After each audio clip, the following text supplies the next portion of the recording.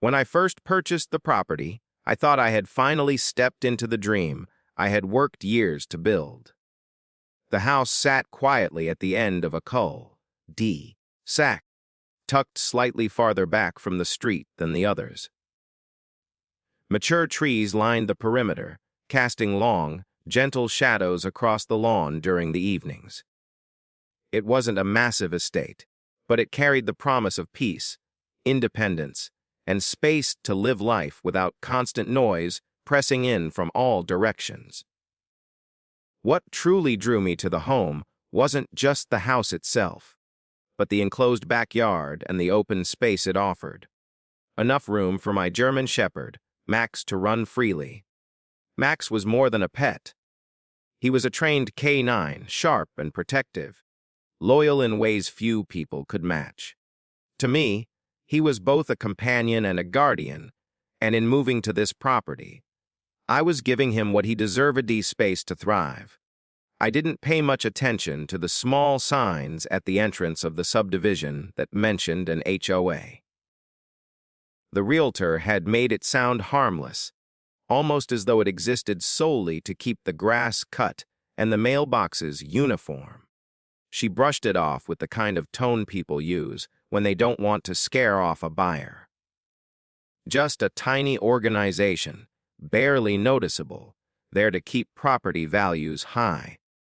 I was far more interested in the square footage, the fenced yard, and the way the kitchen window let in morning light. If anything, I felt relieved to find a neighborhood that seemed quiet. At that stage, I had no idea that behind the calm exterior lurked the kind of hostility that could turn paradise into a battlefield. The day I moved in, Max immediately claimed the backyard as his territory. His deep bark echoed against the fences, carrying far beyond my property line. He wasn't being aggressive, simply alerting the world that this was his home now. It was his way of saying he would stand between me and anything that didn't belong. A few neighbors passing by slowed their walk to watch him. Some smiled, some crossed the street with a nervous glance. To me, this was natural. He was a working dog, and while he was gentle with those he trusted, he didn't extend that trust easily. It didn't take long before I noticed her, the woman I would come to know as Karen. She lived 2 houses down, in a property with the most meticulously trimmed hedges I had ever seen. Her curtains fluttered open often, her eyes tracking everything that moved along the street. That first day, I saw her staring from the sidewalk, arms folded tightly against her chest, lips pursed as though she had already written a complaint letter in her head. I gave a polite nod, trying to start things off on the right foot. She didn't return it. Instead, she tilted her head toward Max, who stood proudly by the fence, and then turned away with a sharp pivot of her shoulders. It was as if I had already broken some unwritten law. At first, I told myself not to care. Every neighborhood had someone like her, a self-appointed guardian of standards and appearances. But in this case, she had a structure of authority behind her. The HOA. That, I would soon learn, gave her a sense of power far beyond the average nosy neighbor. The first week passed without major incident, though the subtle signs of Karen's presence were impossible to ignore. A car would slow down in front of my driveway and linger. I'd glance out the window, only to catch her scribbling on a notepad in the passenger seat. If I left a trash bin out for an extra few hours after collection, she would stand across the street, hands on hips, as though measuring the offense. Max's barking, in particular, seemed to draw her ire. Though he never barked excessively, she seemed to treat each sound as a personal attack. I overheard her muttering loudly enough for me to catch a few words. Disruptive, aggressive, unsuitable, words designed to frame him as a danger rather than the protector he was. The first official notice came on the 10th day, a printed letter tucked neatly under my door. The HOA logo sat at the top, and the language was filled with legal, sounding phrases about community peace, noise levels, and neighborly consideration. According to the letter, multiple complaints had been made about constant barking and disturbance of peace. The phrasing made it sound like my backyard had become a kennel. I knew better. I worked from home most days, and Max was quiet unless someone came too close to the fence or walked directly into his line of sight. Even then, his barks were short bursts, the kind any reasonable neighbor would accept. Still, the letter made it clear this wasn't going to be simple. I responded formally, writing that Max was a trained K9, that his barking was occasional, and that I would continue to monitor it closely. I reminded them that barking, in itself, was not prohibited, and I cited local ordinances that permitted reasonable levels of dog noise. It was a calm and respectful reply, but I knew exactly whose complaint had triggered it. Karen. Her fingerprints were all over the phrasing, even if the HOA had rubber stamped it. From that point, Karen's presence became more intrusive. She began to patrol the sidewalk in front of my house at irregular hours, lingering near the gate as though daring Max to react. He would stand at attention, tail stiff, body poised, his instincts telling him this woman didn't belong. Sometimes she would make a show of pulling out her phone, snapping pictures of him as if gathering evidence. Other times she would walk off muttering, her tone bitter, her words indistinct. By the third week, I noticed subtle shifts around my property. A garden ornament near the porch had been knocked over, though I hadn't touched it. A gate that I always locked was found ajar one morning, though the latch showed no sign of breaking. Small things, easy to dismiss as accidents, but when strung together, they painted a picture of someone testing boundaries. Max sensed it too.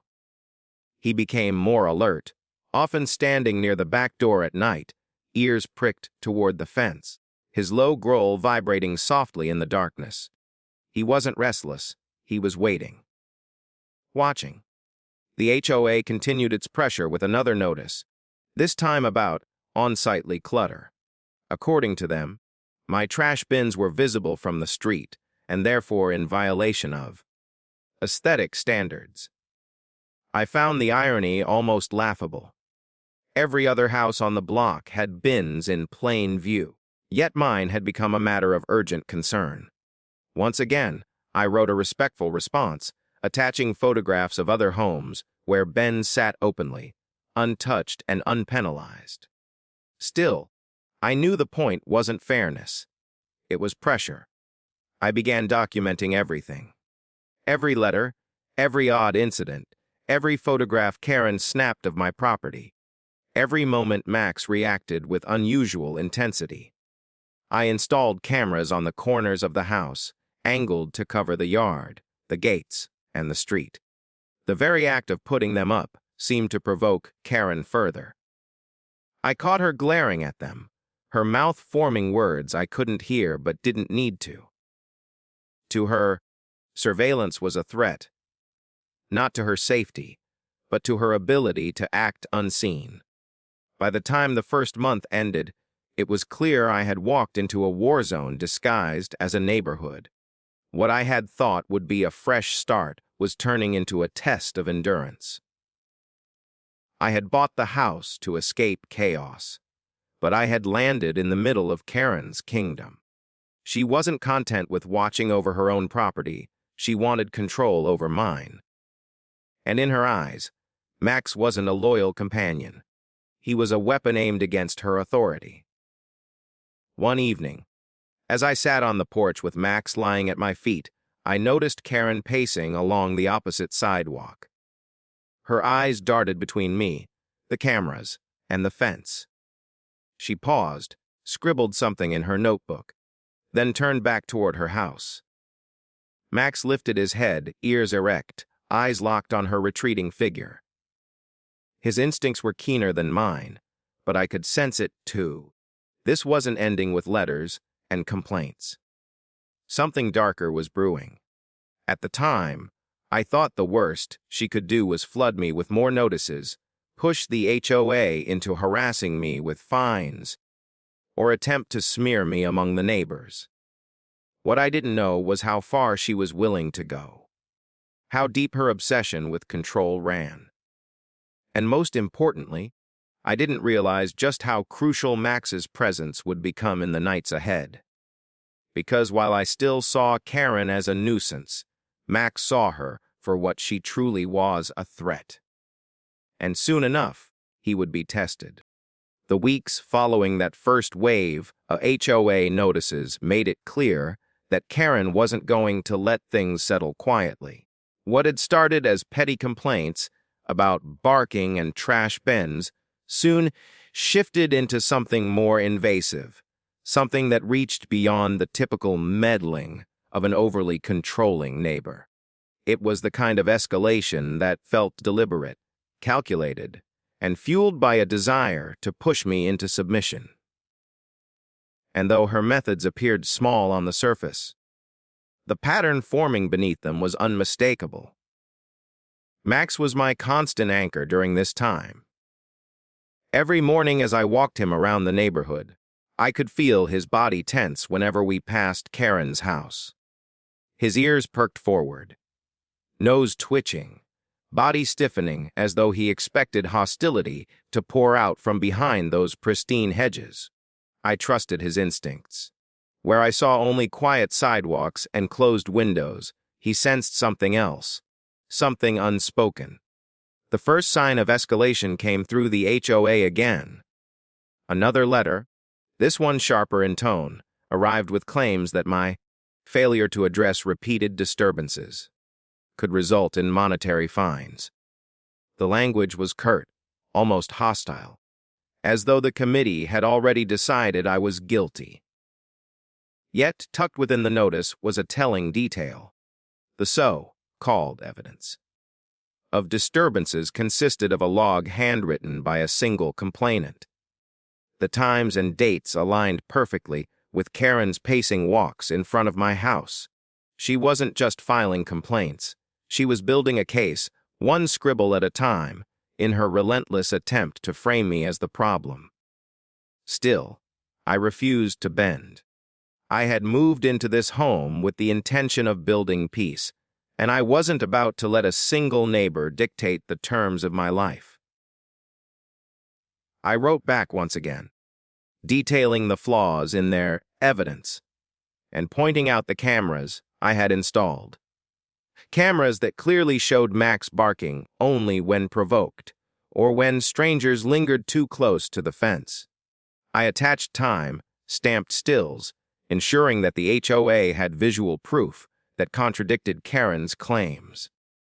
What unsettled me more than the letters, though, was the subtle intrusion creeping closer to my private space. Small objects would shift in the yard. A potted plant I had placed neatly near the steps was nudged several feet away one morning. A garden hose, coiled tightly after I watered the lawn, was suddenly stretched across the yard as though someone had walked over it.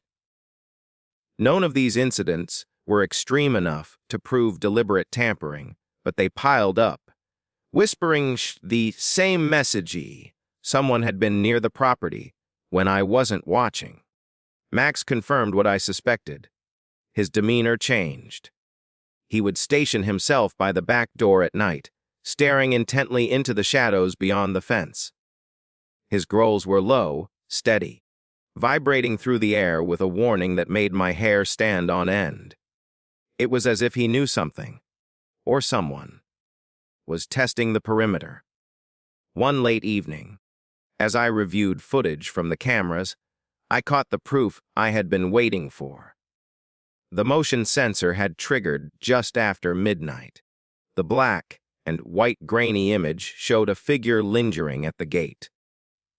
The shape was hard to mistake a woman, slightly hunched, clutching something in her hands. even in the poor lighting. I recognized the outline of her hair and her rigid stance. Karen. She didn't open the gate, but she stood there for several minutes, peering inside as though taking stock of everything on the property.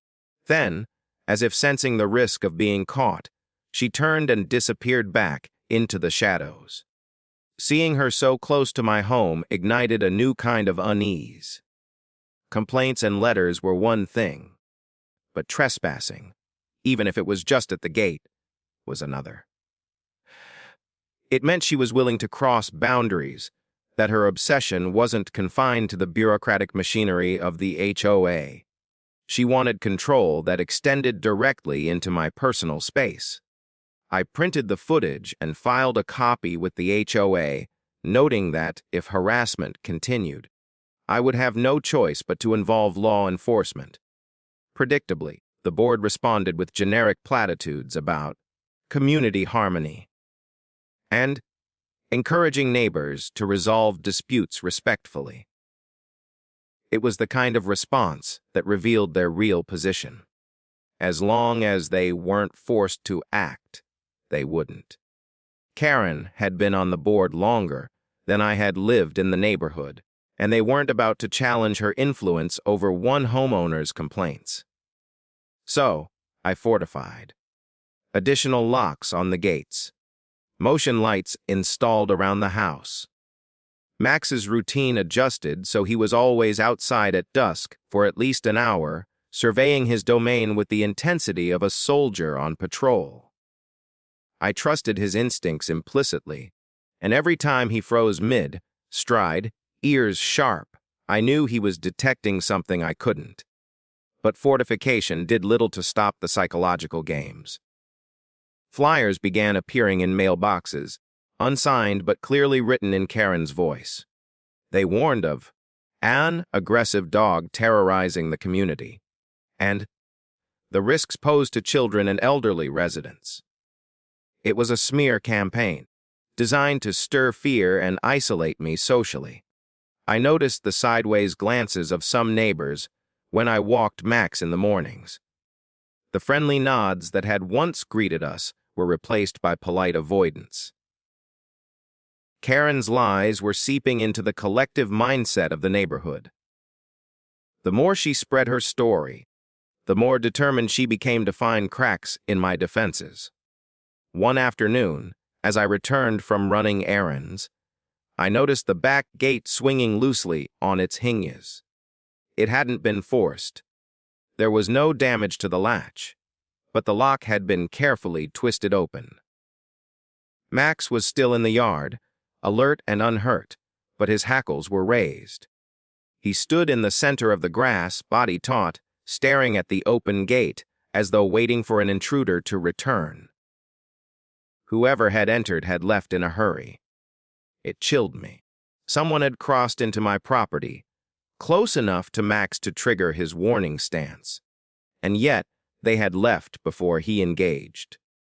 Whether it had been Karen herself or someone acting at her behest, the message was the same: my home was no longer respected as private space. From that moment, my trust in the neighborhood evaporated. I kept blinds drawn tighter, lights on longer, and cameras rolling constantly. Each evening became a ritual of double, checking locks, scanning footage, and walking the perimeter with Max at my side. His presence was no longer just comforting. It was essential. He was my partner in this unspoken war, the one who could detect danger before I even sensed it. But Karen wasn't done. A final act in this stage of escalation made her intentions unmistakable. One night, while reviewing camera footage again, I saw her not just at the gate, but pressed against the fence itself. She peered through the slats, flashlight in hand, scanning the yard. She lingered for nearly 10 minutes, jotting notes, shining the light at Max as he barked furiously at her intrusion. He was a wall of sound and fury, lunging at the barrier that separated them. And still, she stood there unflinching, as though daring him to try harder. Eventually, she retreated, But by then the damage had been done. She had crossed from harassment into obsession. Her behavior was no longer about HOA standards, noise, or aesthetics. It was about control. Control of me, of my dog, of the idea that she could dictate what happened behind my fence.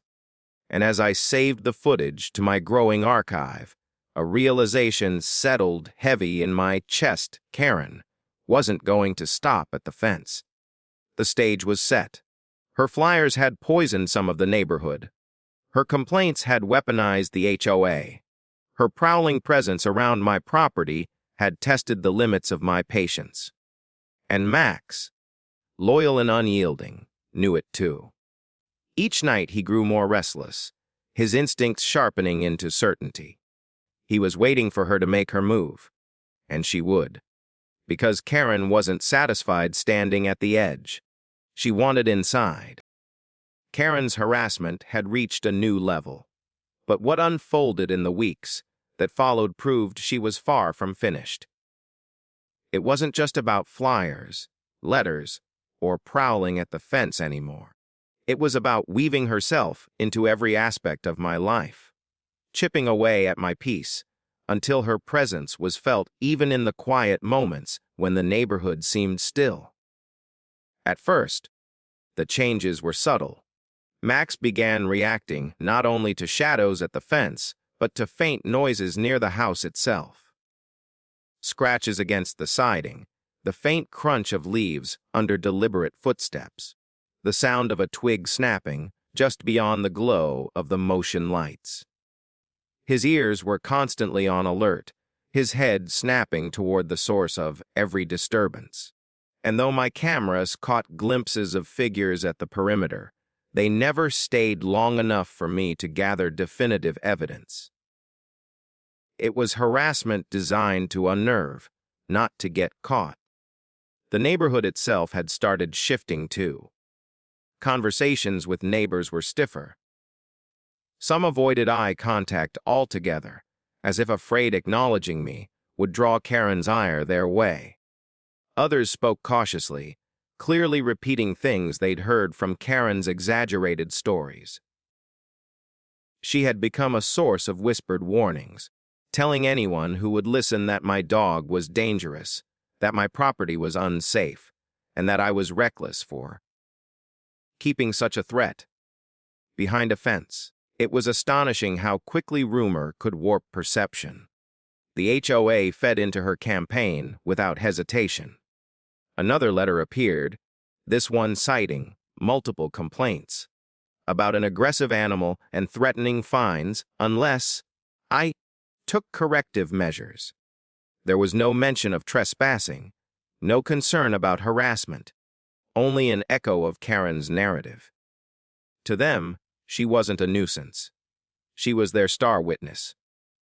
But what unsettled me most was how her focus shifted from the property as a whole to the house itself.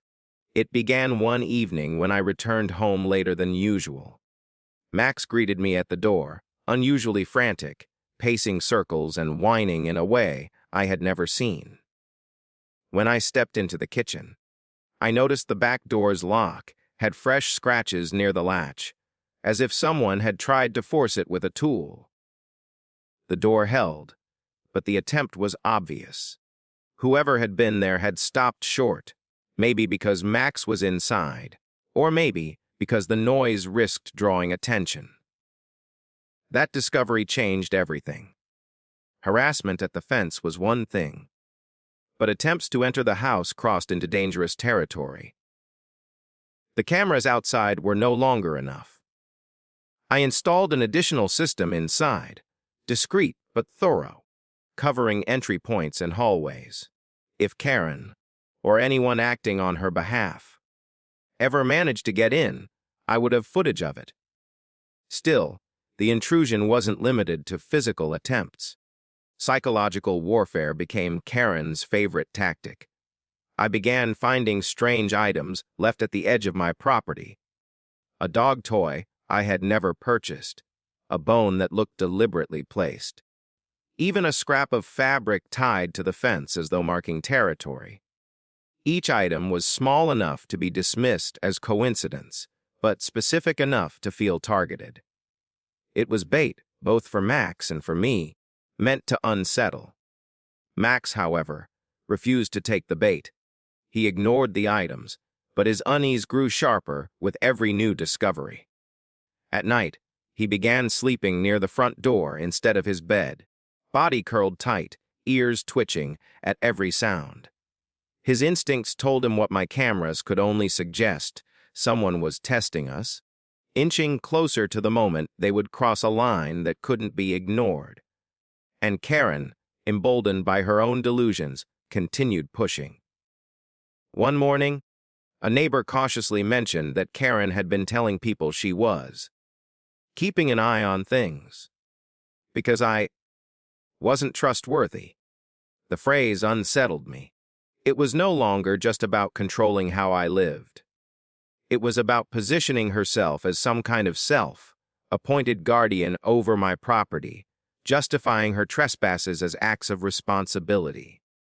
To her, I wasn't just a nuisance. I was a threat she had to manage. That mindset was dangerous. The escalation reached a chilling point one Friday evening. I had gone out for dinner, leaving Max at home, confident in the security measures I'd put in place. When I returned, nothing seemed amiss at first. The house was quiet, the locks intact, the cameras flashing their usual status lights. But as I reviewed the footage later that night, my blood ran cold. At 8:17 p.m., just 20 minutes after I had left, the motion sensor in the living room had triggered. The camera caught the faint sound of the back door opening, not breaking, but unlocking. The door eased open slowly, and a figure slipped inside. The grainy footage revealed enough to identify her, Karen. She moved cautiously, scanning the room with a flashlight, her posture tense, as though expecting to be caught at any second. The footage lasted less than 2 minutes. At 18:19, Max appeared in frame, his body low and deliberate, creeping toward the intruder with the precision of a trained guardian. The moment Karen caught sight of him, she froze. Max's growl, low and primal, filled the microphone. He advanced slowly, teeth bared, until Karen retreated, fumbling with the door and slipping back outside. She hadn't taken anything, hadn't damaged anything. She had just looked. But the violation was absolute. When I saw that footage, a heavy realization settled in. Karen was no longer satisfied with controlling the outside. She wanted inside. She wanted to insert herself into my private space, to confirm whatever paranoid fantasies she had spun in her mind about what went on behind my closed doors. I immediately saved the footage, backing it up in multiple places. Yet when I considered taking it to the HOA, I stopped short. I already knew their response. They would deflect, minimize, and maybe even suggest I was overreacting. Karen had too much sway for them to take a stand. No, this wasn't a matter for a board anymore. This was trespassing. This was law enforcement territory. But before I could decide on my next steps, Karen escalated again. The very next day, as if to mock me, she left another flyer in my mailbox. This one warning that the aggressive dog had been seen acting violently inside the home. The absurdity of it struck me hard. The only way she could have known anything about what happened inside was if she had been there. And she had. The flyer was less of a smear campaign and more of a confession written in plain sight. Max, ever vigilant, seemed to sense the storm gathering. He was no longer just a dog defending his yard. He had become the guardian of my home, my partner in a battle against a neighbor whose obsession was spiraling out of control. Each day, his eyes followed the windows, his ears twitched at the faintest sounds, and his body tensed as though bracing for the inevitable. And the inevitable was coming. Because Karen had crossed the threshold once. And once wasn't enough for her. After discovering Karen's trespass into my home, the way I looked at everything around me changed. It was no longer just about one controlling neighbor and her petty crusades. It was about safety, about boundaries, about how far someone was willing to go once they believed rules didn't apply to them. Karen had stepped inside my walls, stood in my living room, and looked around as if she had every right to be there. And while the cameras had caught it, what unsettled me most was the knowledge that this was only the beginning. Karen wasn't the kind of person to stop after testing a boundary once. She was the type to come back again and again, pushing harder each time, until she either got what she wanted or until someone forced her to face consequences. And she didn't waste any time proving me right. The next HOA meeting, which I reluctantly attended, made her strategy clear. She stood tall in front of the board, waving a stack of papers as she spun her web of lies. According to her, she had serious concerns about the interior condition of my home. She claimed to have heard disturbances inside the property, to have witnessed neglect that could create hazards for the neighborhood. She leaned heavily on the board's favorite buzzwords: safety, community standards, liability. And to my shock, not one member of the board asked how she could possibly know any of these things unless she had been inside my home. Instead, they nodded gravely, entertained her claims, and promised to review the matter further. It was infuriating. She had trespassed. I had the proof. And instead of calling her out, they let her manipulate the narrative, painting herself as a protector of the community. It was gaslighting on a grand scale. The more she lied, the more she positioned me as the villain, and herself as the only one brave enough to confront me. The fallout was immediate. Neighbors who had once smiled politely now crossed the street to avoid me. Parents pulled their children closer when Max and I walked by.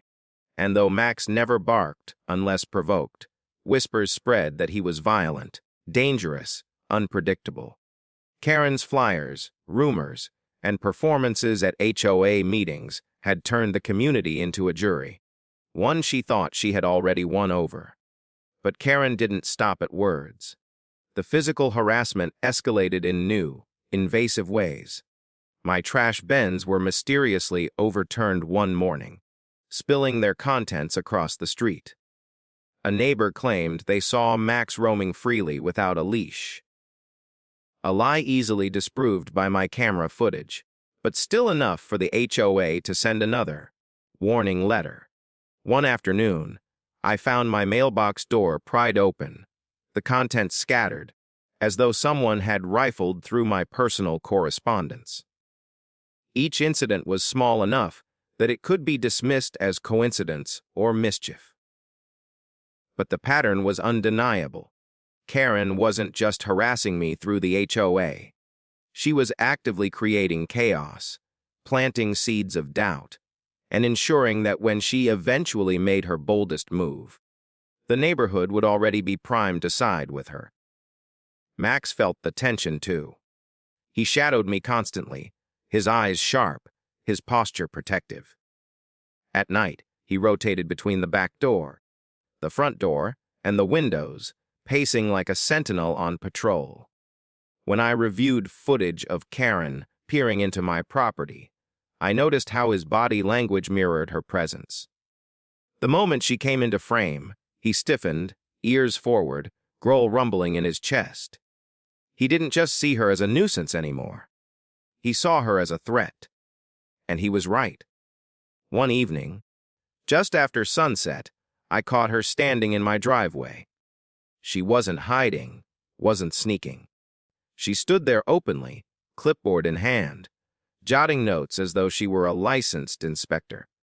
When I confronted her from a distance, she smirked, waved the clipboard like it was an official badge, and walked away.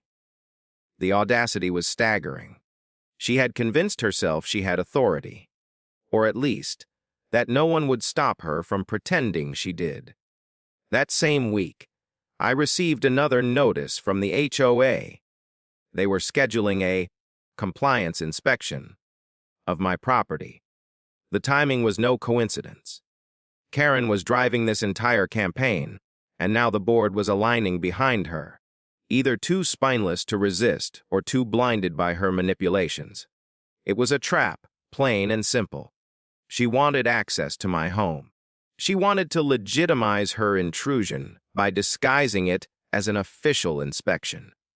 And though I had every legal right to deny them entry, refusing would only feed her narrative that I was hiding something. So I prepared. I organized my documents, cleaned every inch of the property, and set up additional hidden cameras inside the house. If they came in, I would have proof of everything. Proof of my compliance, proof of Max's calm demeanor, proof of Karen's obsession. But even before the inspection date arrived, Karen made her boldest move yet. One Friday night, I went out briefly to pick up groceries. When I returned less than an hour later, I noticed something off. The front door was locked, but the deadbolt was turned in a way I never left it. My gut tightened. I rushed inside, groceries forgotten, and scanned the living room. Nothing was missing, nothing was broken, but something was wrong. The air felt disturbed, unsettled. Max's bed had been shifted several inches from its usual spot. A chair was slightly angled, not how I'd left it. And on the kitchen counter, a glass I had washed that morning was sitting out, faint smudge marks on its rim. Karen had been inside again. This time, there was no mistaking it. She wasn't just testing doors or peering through fences. She was walking through my home when I wasn't there, touching my belongings, marking her presence like a signature only I was meant to notice. It was a power play, designed to tell me, I can get in whenever I want. You can't stop me. But she hadn't counted on Max. The cameras revealed the truth. She had slipped in through the back door again, emboldened and slower this time, as though savoring her intrusion. She wandered through the living room, peered into the kitchen, and even walked down the hallway toward the bedrooms. But before she could go any farther, Max appeared. His growl shook the microphone, deeper, louder, more dangerous than before. Karen froze, her arrogance crumbling in the face of his raw, unflinching presence. She backed away, hands trembling, and bolted for the door. When I replayed the footage, one detail struck me. She hadn't just looked frightened. She had looked enraged. As though Max's defiance wasn't just an obstacle, but a direct insult to her imagined authority. And that scared me more than anything. Because people like Karen didn't stop when confronted. They escalated. And the look on her face told me her next move would be her boldest yet. By the time Karen's second intrusion into my home played out on camera, the situation had shifted from harassment to obsession. She was no longer satisfied with smears, flyers, or HOA letters. She had tasted control, stepped across my threshold, and convinced herself that nothing and no one, not even the law, could stop her. But obsession is a dangerous thing. It blinds, it consumes, and eventually it pushes a person to reckless extremes. And that was exactly where Karen was heading. The HOA's so-called inspection loomed closer. I suspected Karen had orchestrated it as a way to legitimize her trespassing, to turn her private obsession into a public act of authority. The board sent their official notice, politely demanding access to both the exterior and interior of my property. The language was wrapped in legal jargon, but the intent was clear: this was Karen's doing. I prepared carefully, cameras hidden in plain sight, papers neatly organized, every detail of my home spotless. If they came, I wanted undeniable evidence of compliance. More importantly, I wanted proof of how far Karen was willing to push her agenda under the guise of HOA authority. But Karen wasn't patient. She couldn't wait for the inspection date. She wanted a confrontation, and she got one. It started with the mailbox again. This time, instead of prying it open, she stuffed it full of anonymous flyers. They were printed on cheap paper, bold letters screaming about dangerous animals in the community and homeowners who refuse to follow rules. My address was singled out in red marker, circled for emphasis. It wasn't just rumor anymore. It was targeted humiliation designed to paint me as the problem, the threat, the outsider. Neighbors whispered louder now. A few even approached, cautiously suggesting that maybe I should consider relocating. It was astonishing how quickly a narrative could spread when repeated often enough. And behind it all, I could see Karen's satisfied smirk as she walked her daily patrols, clipboard in hand, stopping at houses like a politician canvassing for votes. Then came the vandalism. One morning, I woke to find my fence spray painted with the words, "Dangerous dog." The letters were sloppy, uneven, but the message was unmistakable. The paint was fresh, dripping, and when I checked the cameras, there she was again, Karen, in the dead of night, sneaking up to deface my property. She moved quickly, nervously glancing around, but she did it with the boldness of someone who thought she was untouchable. The HOA ignored my complaint, of course. Their response was infuriatingly predictable.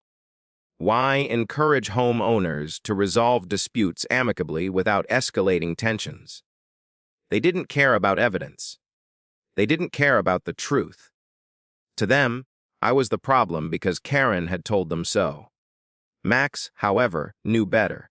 He had sensed Karen's escalation long before I did, and now his vigilance intensified. Every night, he stationed himself near the back door, his growls low and constant. He didn't sleep deeply anymore. He waited. He was ready. And then came the night everything snapped. It was a Saturday evening. I had gone out briefly to run errands, leaving Max inside, confident in the cameras and the locks. When I returned, I immediately felt it. The unsettling stillness that signaled something was wrong. The front door looked untouched, but the side gate was ajar, swinging slightly in the breeze. My pulse quickened. I rushed inside, calling for Max, and found him pacing the living room, hackles raised, eyes locked on the hallway. He wasn't panicked. He was focused, poised, ready to act. I reviewed the camera footage, and my stomach dropped. At 7:42 p.m., less than an hour before I returned, Karen had entered again. This time, she wasn't cautious. She wasn't tentative. She moved with purpose, a large tote bag slung over her shoulder. She crept through the living room, into the hallway, toward the bedrooms. But Max was waiting. The moment she stepped too far inside, he appeared, growling with a ferocity that filled the room. Karen froze, her bravado faltering. She raised her hands, hissed something under her breath, but Max advanced steadily. His teeth glinted in the dim light, his stance unyielding. He wasn't lunging blindly. He was controlling the space, keeping her pinned where she stood, refusing to let her take another step deeper into my home. For nearly a full minute, the standoff played out on camera. Karen, trembling but furious, Max, growling like a living barricade. Finally, she retreated, backing out of the hallway, fumbling with the door, and sprinting into the night. When I watched it later, one detail sent a chill down my spine. That tote bag she carried. It wasn't empty. As she turned to flee, the camera caught a glimpse inside. Metal glinted. Tools, maybe even something sharper. She hadn't come in just to snoop this time. She had come prepared. That realization hit me hard. Karen wasn't just obsessed. She was dangerous. She had crossed from harassment into outright criminal behavior, and Max had been the only barrier between her and whatever she had planned. The breaking point had arrived. I printed stills of the footage, saved copies to multiple drives, and called law enforcement. This wasn't an HOA matter anymore. This was trespassing, vandalism, harassment, and now, possibly intent to cause harm. But Karen wasn't finished. The next morning, she stood in her driveway, shouting loud enough for the entire street to hear. She accused me of training Max to attack her, of creating a threat to the neighborhood, of endangering lives. Neighbors gathered, some whispering, some shaking their heads, as Karen performed her theatrics like a seasoned actress. She clutched her clipboard, waved papers around, and declared she would have me removed from the community. What she didn't know was that her performance only added to the mountain of evidence I had built. And soon, she would realize that the power she thought she held wasn't hers at all, but Karen had one more move left. One final, desperate attempt to reassert control before the walls closed in around her. And it was that move that would bring the entire neighborhood face with the truth. Karen's screaming tirade in her driveway was meant to humiliate me, to cement her narrative that I was the villain in this neighborhood drama. But what she didn't realize was that her performance was also her undoing. Because while she ranted about Max being aggressive and about me being a danger to the community, I had hours of footage that showed the opposite. Her trespassing, her vandalism, her obsession spiraling out of control. That morning, while she waved her clipboard in the air and cursed loudly enough for the cull, sacked to hear, I wasn't shouting back. I was watching, recording, documenting. Every second she spent making a fool of herself was another piece of evidence for the growing file I had built. The file was thick now. Screenshots of threatening flyers, stills of her spray, painting my fence, video of her sneaking inside my home, audio of Max growling as she tried to wander deeper into my house with a tote bag of tools. It wasn't just harassment anymore. It was criminal. And this time, the police listened. When I handed over the footage and the timeline, the officer's tone changed from polite disinterest to professional seriousness. The scratched locks, the vandalized fence, the mailbox tampering, the break-ins. It was undeniable. They filed a formal report and opened an investigation. Finally, after months of being painted as the villain, the truth was starting to take shape in the eyes of someone who mattered.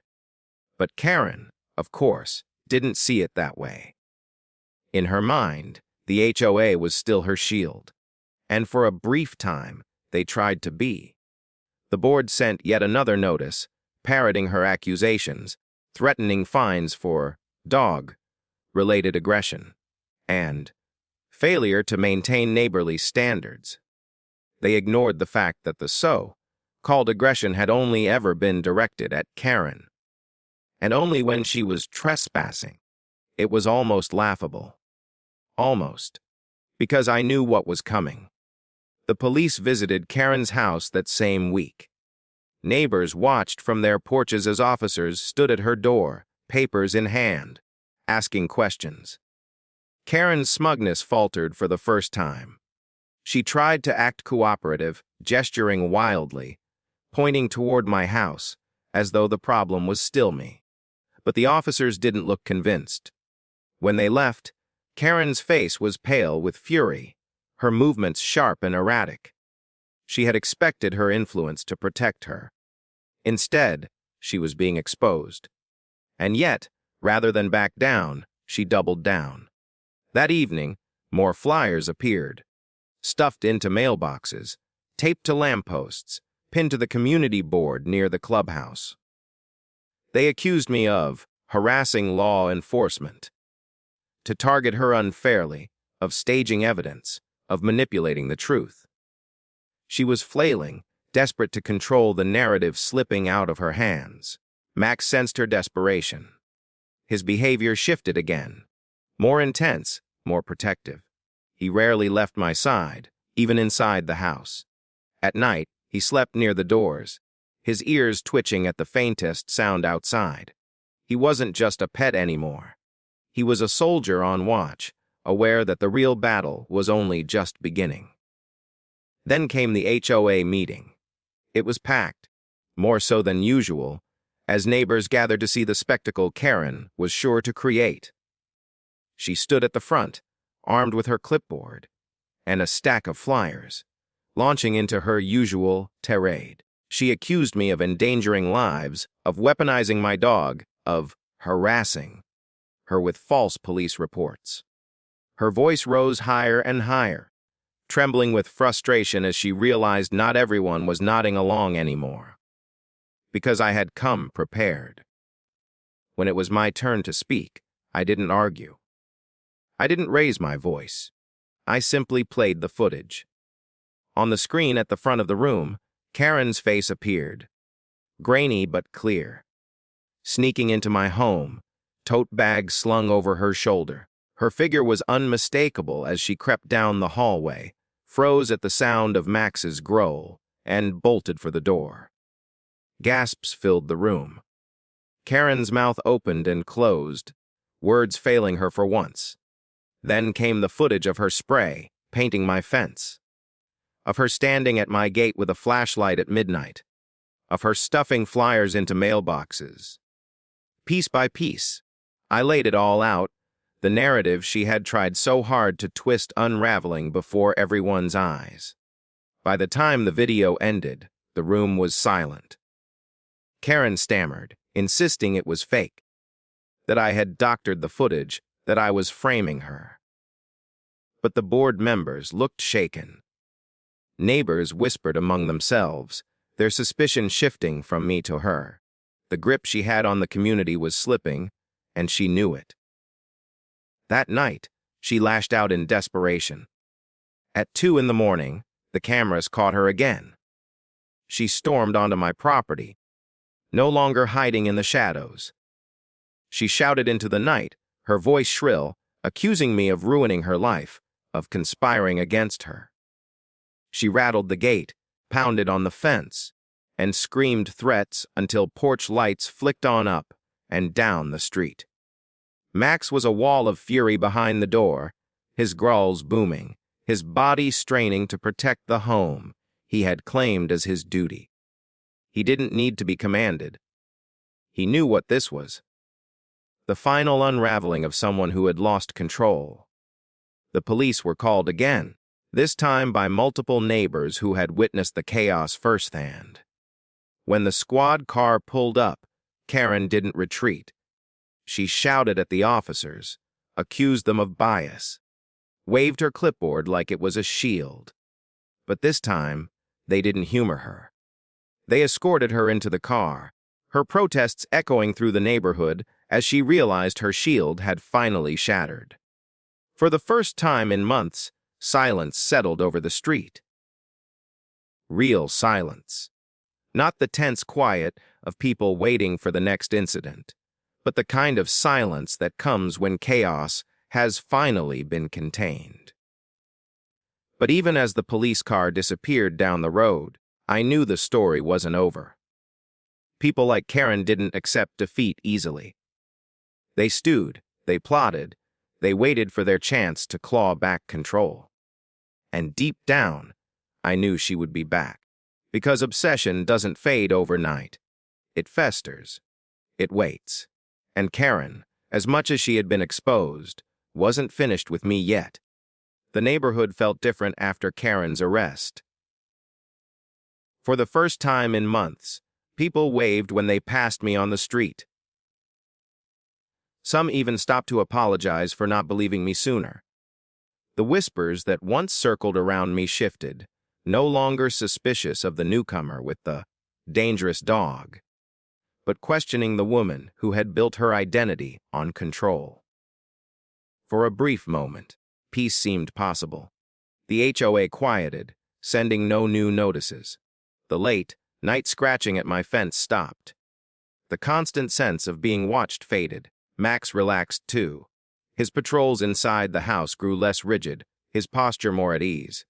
I thought maybe, finally, the storm had broken. But storms don't vanish. They retreat, gather strength, and return with fury. Karen was released within days, bailed out before the paperwork was cold. And when she came back, she wasn't the same. The smugness, the superiority. The clipboard clutched like a scepter. All of it was cracked, replaced by something darker.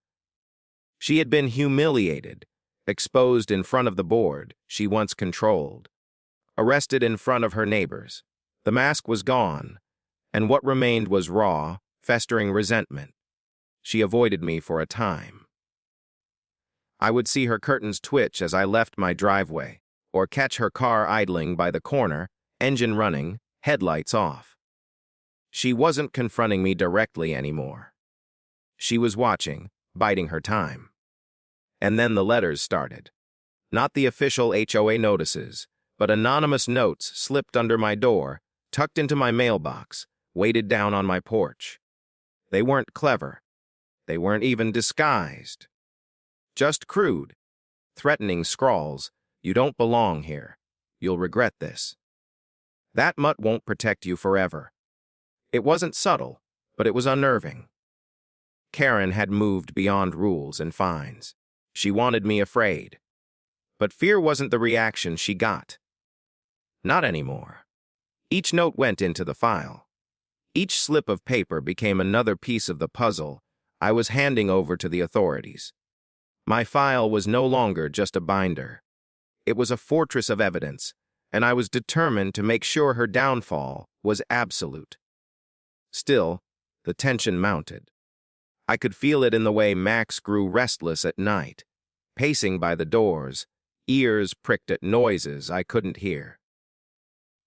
I could feel it in my own chest, a low hum of anticipation that something was coming. Something final. That moment arrived on a stormy night. Rain battered the farmhouse windows, wind howling through the trees like a warning. Power flickered once, twice, then held steady. Max lay near the back door, alert despite the weather, his eyes fixed on the darkness beyond the glass. Then he stood, rigid, a low growl rumbling from deep in his chest. I followed his gaze, and saw her. Karen stood in the yard, soaked by rain, hair plastered to her face. She wasn't hiding anymore. She wasn't sneaking. She was bold, defiant, illuminated in the flashes of lightning as though the storm itself had dragged her here. She moved toward the house, stumbling, but with purpose. Something glinted in her hand. A crowbar, raised high as she reached my porch. She was beyond rules now, beyond flyers and fines. This was desperation unchained. Max barked, a booming warning that rattled the windows. But Karen didn't stop. She slammed the crowbar into the doorframe, once, twice, splintering wood under the force of her rage. I had already called the police, my voice steady as I gave them the address, the description, the urgency. But I knew, in that moment, it wouldn't be law enforcement that stopped her. It would be Max. The door cracked under her assault, swinging open as she forced her way inside. Water dripped from her clothes onto the hardwood floor, her breath ragged, eyes wild. She took a step forward, crowbar raised, and Max launched. It wasn't chaos. It wasn't frenzy. It was precision, years of training and instinct converging into one decisive act.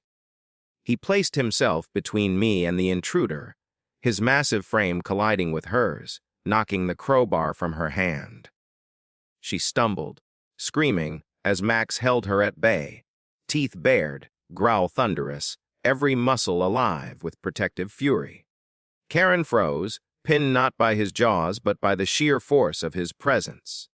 For the first time, the woman who had tormented me, who had ruled this neighborhood through intimidation and lies, looked small, vulnerable, afraid. The wail of sirens cut through the storm, flashing lights casting red and blue shadows across the walls. Officers stormed the porch, weapons drawn, ordering her to the ground. She didn't resist this time. She couldn't. Her fight had been drained the moment she realized her power was gone, stripped away not by rules or boards or titles, but by the one thing she could never control: truth. They cuffed her there, dripping rainwater onto my floor, and led her out into the storm. The neighborhood gathered again, porch lights glowing through the rain, eyes wide as they watched their self-appointed queen dragged away in handcuffs for the second and final time. There were no murmurs of support this time. No defense.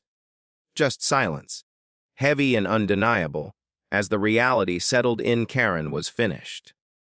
In the weeks that followed, the HOA distanced themselves quickly. Meetings were held, leadership was shuffled, fines and notices retracted. The flyers vanished from the bulletin boards. For the first time since I had moved in, the neighborhood was quiet. Genuinely quiet, free of the constant shadow of Karen's presence. Karen herself faced charges: trespassing, vandalism, harassment, attempted burglary. Her history of complaints and outbursts, once brushed off as eccentricity, became a record of instability. The evidence I had gathered, every video, every note, every minute of footage, painted a picture too clear to ignore. She wasn't a misunderstood leader. She was a danger. Max became a legend. Neighbors who once whispered about the dangerous dog now brought him treats over the fence, their children asking to pet the hero who had protected his home. He accepted their affection with calm dignity, but his eyes never left me for long. He knew his role, his purpose. He had done what he was meant to do. As for me, I rebuilt. The broken door was replaced, the scars on the fence repaired, the locks reinforced. But more than that, I found a new sense of belonging. The farmhouse was no longer just a dream home. It was a fortress of resilience, a place where I had stood my ground and refused to be broken by someone else's obsession. Karen had thought she could control me, intimidate me, bend me to her will. Instead, she had been undone by her own arrogance. And as I stood on the porch one quiet evening, watching Max patrol the yard with calm confidence, I realized something important: peace doesn't come when the storm ends. It comes when you've weathered it and learned that no matter how fierce it rages, you are stronger. Karen was gone. The HOA had been tamed. My home was mine again. And Max, my loyal guardian, my protector, my K-9 soldier, had made sure of it.